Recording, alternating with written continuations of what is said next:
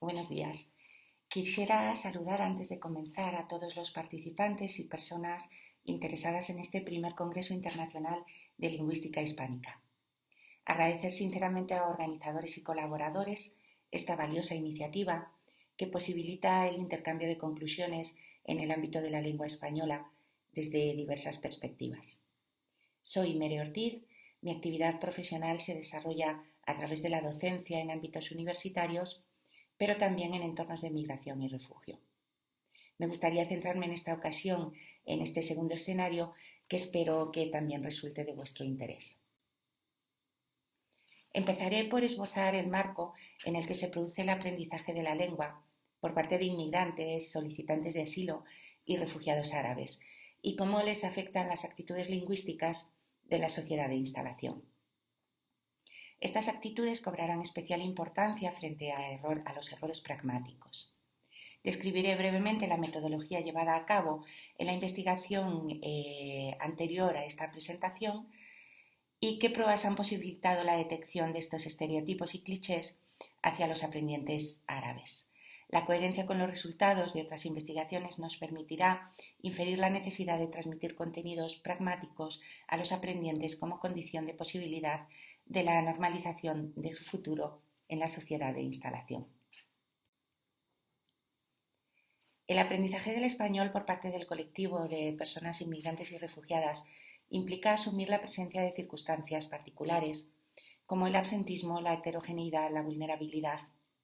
Este entorno, además, resulta perjudicado especialmente por la imagen que sobre los inmigrantes y solicitantes de asilo, especialmente los de determinadas procedencias como los árabes, se proyecta desde la sociedad de instalación. Las actitudes lingüísticas de las personas que integran la comunidad de llegada guardan una relación directa con la imagen que unas comunidades construyen sobre otras, así como con la distancia social.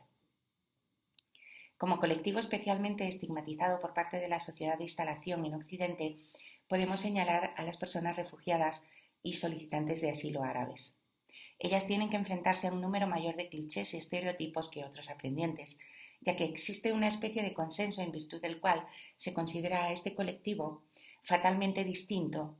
debido a la acumulación de una serie de diferencias que consideramos insalvables, especialmente las religiosas. Esta imagen, además, ha sufrido un deterioro progresivo debido a los acontecimientos que han tenido lugar en los últimos años en el mundo árabe y sus repercusiones en Occidente. En el caso español se reviste de particularidades como consecuencia del pasado común de ambas culturas. En este sentido, cabe señalar, como ya Edward Said destacaba, que Oriente Medio se identifica de manera mayoritaria e inevitable con ideas simplistas y reduccionistas que conciben a Israel como una potencia libre y democrática y a los árabes como seres diabólicos, totalitarios y terroristas.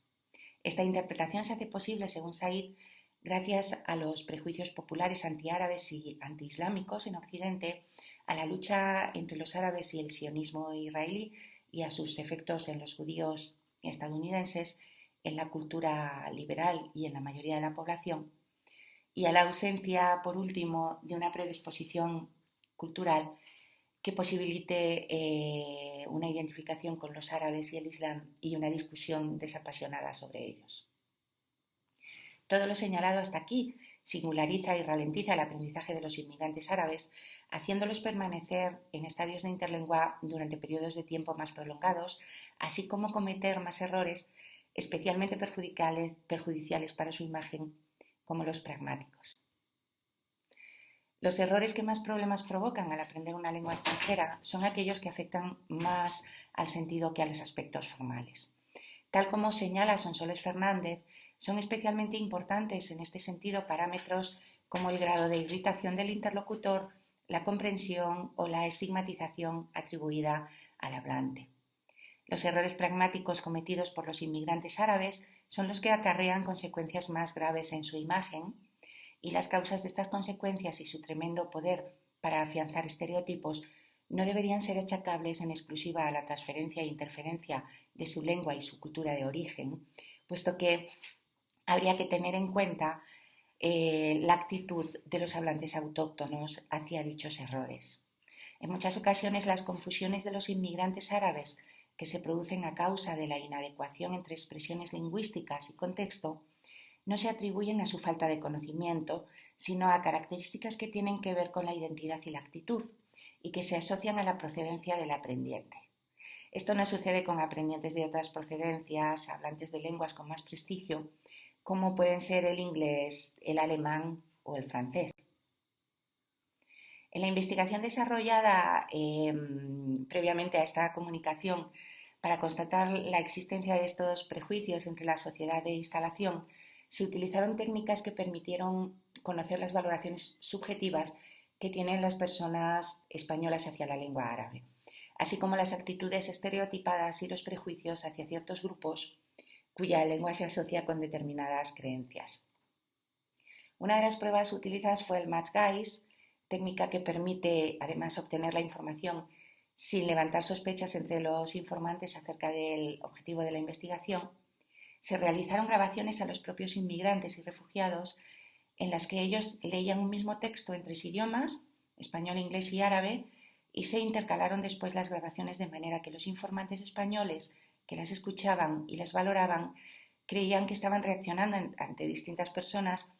cuando realmente estaban reaccionando ante la misma. El resultado fue que se realizó una peor valoración en general a la persona cuando hablaba en árabe, y esto nos permitió probar que los informantes no valoraban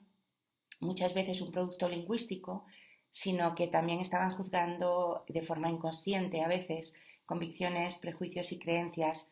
relacionados con un determinado grupo social. A través de la utilización de una técnica más directa que se utilizó para fortalecer las conclusiones, el cuestionario, se constató la presencia de estos prejuicios hacia los refugiados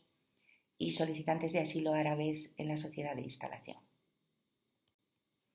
Estos resultados además son coherentes con conclusiones alcanzadas en investigaciones anteriores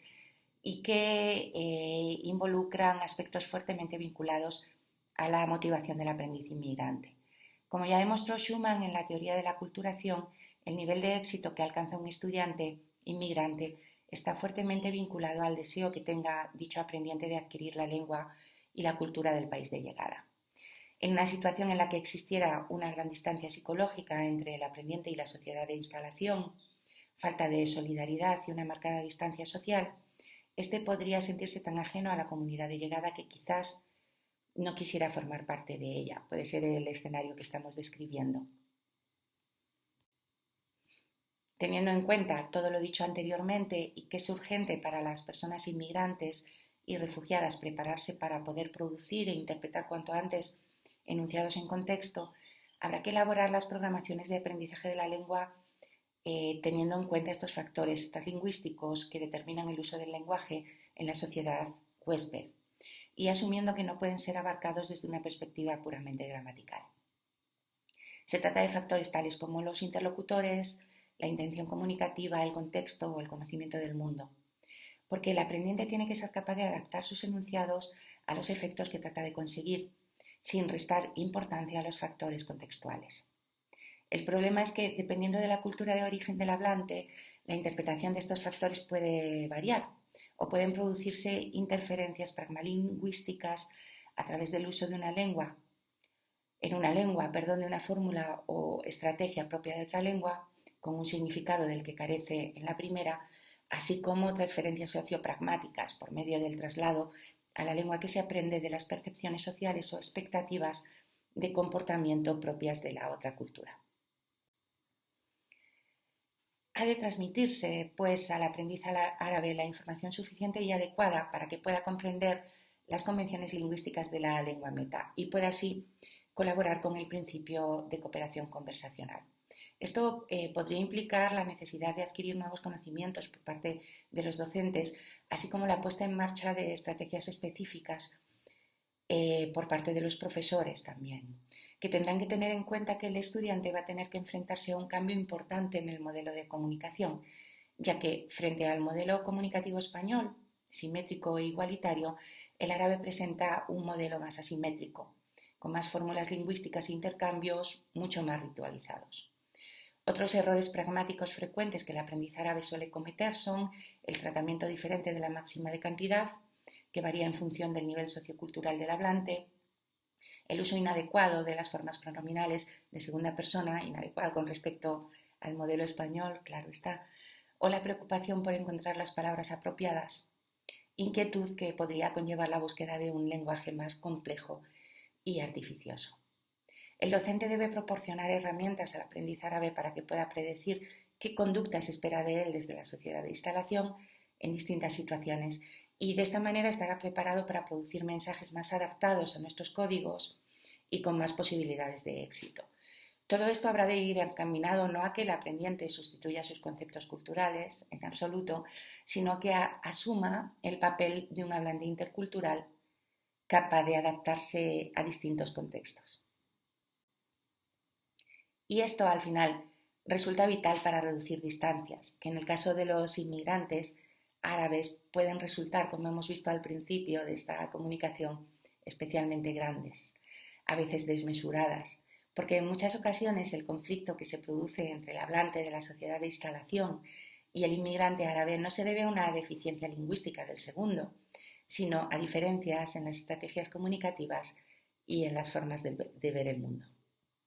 Muchas gracias.